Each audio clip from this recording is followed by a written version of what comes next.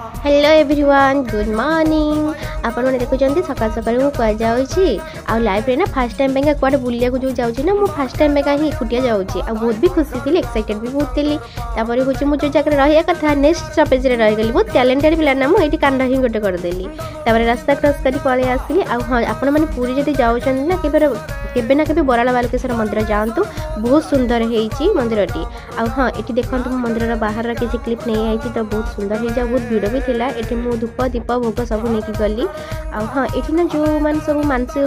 कर सब ये बसुँच आपण मैंने जब केवे मानसिक कौन कभी कर अच्छी तो ये करूँ काले मानसिक भी पूरण हो शुणा पाइली तो ये आपण मानक देखा बाहर मंदिरटा क्लिप गोटे किसी नहीं जाइए देखा देखले तो आपण मैंने जावाक इच्छा करेंगे ना तो आपण मैंने देखूँ बहुत सुंदर मंदिरटा होती उनको जब भिडियो पसंद लगे लाइक शेयर एंड सब्सक्राइब कर देवे बाय बाय जय जगन्नाथ।